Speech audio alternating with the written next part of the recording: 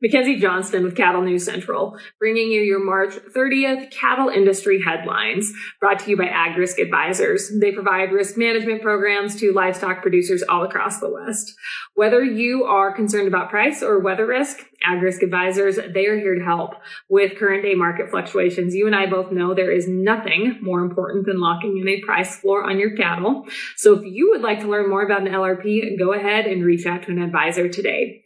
Also sponsored by American Beef Producer Magazine. They offer in-depth articles on a wide variety of topics within the industry. They feature award-winning photography and so much more within their publication. If you'd like to learn a little bit more about the magazine, maybe check out some of their recent issues, all you got to do is click on the American Beef Producer link above in the caption. That's going to take you over to their Facebook page, where you can do all of that. American Beef Producer Magazine, guiding beef producers for over 25 years. And finally, Camel Cattle Company.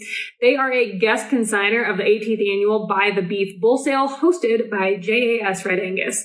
This sale is going to be on April 5th up in Neepawa, Manitoba. They're going to be offering some of the very best Red Angus bulls around. These bulls are the right kind. They are stout, hairy, good-footed. They are also bred and fed to go out and work. If you would like to learn more about Camo Cattle Company, or if you'd like to check out the sale catalog and learn a little bit more about sale day, all you got to do is head on over to camocattle.ca. So as many of you know, and as many of us have talked about by now, on Monday, Senators Chuck Grassley, a Republican from Iowa, Deb Fischer, a Republican from my home state, Nebraska, John Tester, Democrat from Montana, and Ron Wyden, a Democrat from Oregon, introduced an updated version of the Cattle Price Discovery and Transparency Act. This bill was originally introduced back in November. So I'm sure a lot of you have read the bill by now, or at least have read some kind of an overview about the bill. And I do encourage you all to read the bill. There was some conversation yesterday, and it was stated that everyone should read the bill and make up their own minds, and I could not agree more. Any legislation that is going to impact our industry, all of us should be reading these bills, truly understanding what it means to our industry and how it will benefit us as producers. So with that being said, I am still going to walk through the updated points that come along with this bill. So the approved pricing mechanisms that may be utilized by packers for procurement include cattle sold at a sale barn, through a trading system or platform with multiple buyers and sellers, and via cash or negotiated grid. If passed, this bill would require the USDA to conduct a rulemaking process to determine 5 to 7 regions across the continental United States and reasonably reflect similar fed cattle purchases. Initial mandatory minimum requirements within each region are based on historical cash and negotiated grid purchases in 2020 and 2021. Packers included in this bill would be required to meet mandatory minimum purchases within a time period established by the USDA.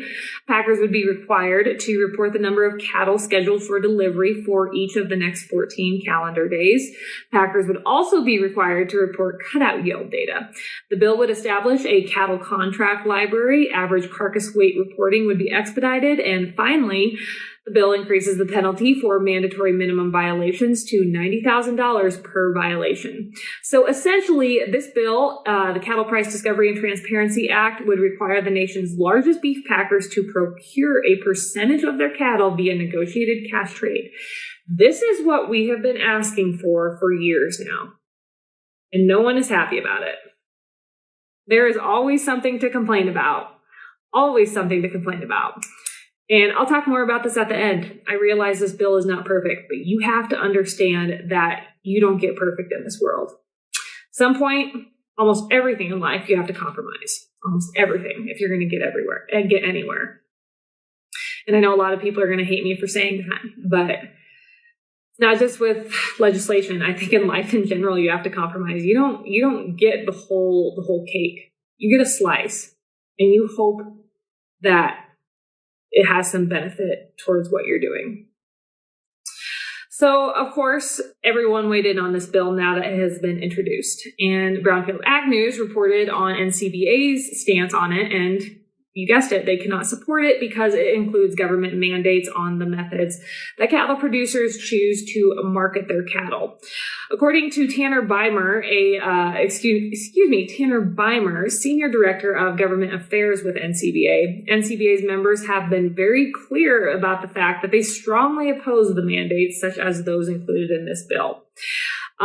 We all saw at their last convention, they voted against any kind of mandates like this. But it's, again, I've talked about this, and I'm sure all of you have talked about it out there. It's funny, the year before, they said if their voluntary program didn't work, they are going to get after it and go with a solution, a government solution, to fix this issue within our industry. Then it comes time for convention, and nope, we can't touch those mandates. Can't do it.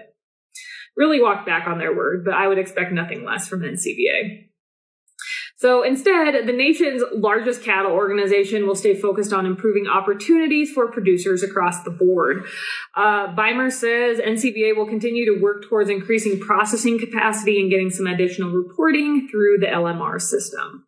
Senator Grassley is confident that there are enough votes to move the bill out of the Senate Ag Committee into markup and will be asking for a hearing. There's never been this much momentum for industry change, both at the grassroots level and in Congress, said Grassley. He went on to say that Congress needs to work with urgency to pass this legislation, even if there is pushback, and Lord knows there is pushback. The groups that disagree with this bill just want to study some more, and we all know who he's referring to with that statement. And they just want to kick the can down the road, but Grassley believes that we've waited long enough, and I could not agree more. We've kicked this can down the road long enough. Strike while the iron is hot. So many people have said that within our industry, and I could not agree more, because there's going to come a day when this iron has cooled. There's going to come a day when this momentum, when we are not moving. So I couldn't agree more. If we're going to get something done, we need to get it done. I'm sure, as a lot of you saw yesterday also, RCALF came out with their stance on the bill. And according to Bill Bullard, their CEO, RCALF remains incredibly disappointed that Congress has not yet taken any meaningful action to address the serious crisis in the cattle industry that is now entering its 8th year. The cattle organization is now analyzing the cattle price Discovery and Transparency Act, but RCALF remains concerned with the fact that the proposal authorizes the USDA to take up 2 more years before it even establishes minimum cash volume requirements. What is RCALF going to do in the next 2 years to better our industry? Are they going to get us minimum cash requirements within the next 2 years? Are they going to get it done before this bill can get it done? It's a valid question, and it's an honest question.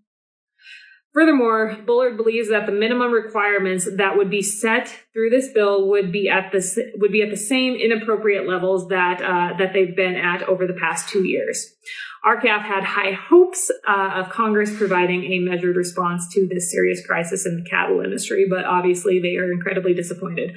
All you got to do is go to my Facebook page and read some of the comments from the post I put up yesterday. People are disappointed and they are angry. Nonetheless, the cattle organization will continue to wade through this complicated proposal to determine if it provides any meaningful reform for America's independent cattle producers' support. Again, I would like to know, waiting for 2 years, it's 2 more years down the road, but it's 2 years closer to us getting something done. If you can tell me what RCALF is going to do, what they're going to get passed to set minimum cash negotiated trade requirements for our packers within the next 2 years, I'm all yours. I'm all about it. And there's a lot of people out there. I'm not just pointing my finger at RCALF. I want to be clear about that before the wolves really come for me.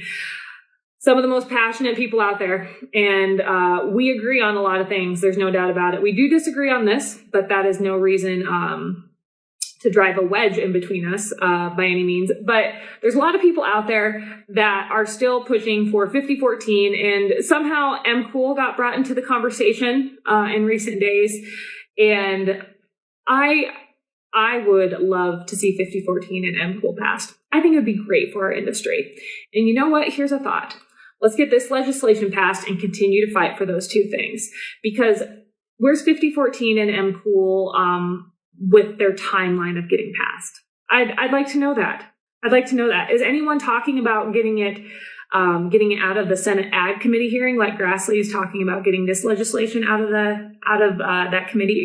The Senate Ag Committee. We can continue to talk about how great it would be for our industry, but it comes back to being realistic. 5014, it was brought to the table back when the pandemic hit, almost 2 years ago.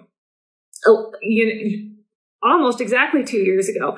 And how much closer are we to getting 5014 passed today than we were then?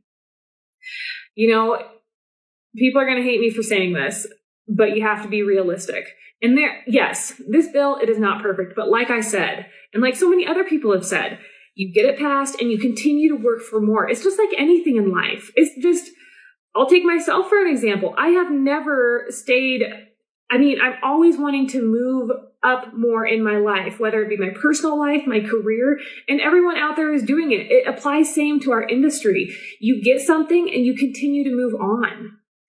I'll get off my soapbox because I'm sure a lot of people have had enough of my opinion in the past 48 hours. I think that's clear. I will say this, though. We continue to talk about this legislation. And yes, I think if you want to get legislation passed for our industry, this is the way to go. This is the way to go. But at the end of the day, I myself question whether anything we get passed in DC will benefit our industry. I have genuine worries that no matter what we get passed, the Packers will find some way around it. We passed the Packers and Stockyards Act, and that's merely the government didn't enforce it. What if the government doesn't enforce this? Or what if the government wouldn't enforce 5014 or MCOOL? We talk about getting all this stuff passed. Look at how much of a shit show we have going on in DC. You have to wonder, we talk about these pieces of legislation. How much are they going to do? So at the end of the day, my opinion rests in the fact that I don't think the government's going to save you, and I don't think an organization is going to save you. NCBA, USCA, RCALF, DC, no one's going to save you. You're going to save yourself. That's what it comes down to. Because if they were going to save you, they would have by now. They would have. We save ourselves. We step up to the plate. We figure out how to do a better job as producers, whether that comes down to marketing decisions, whether that comes down to becoming more diversified. And yes, there is no doubt it is an uphill climb to do any of those things. But I don't think you sit around and wait for legislation. I don't think you do that. And I don't think you sit around for an organization to save you either. Our organizations have the thing they do best is bicker. That's what they do. They do that real well. That is all I have for you guys this morning. I hope everyone is having a good week. We got a little bit of rain here last night and a little bit of snow. I will take moisture in any form at this point. We have gotten terribly dry. I hope you all have a wonderful Wednesday. I will be back here tomorrow. See you then.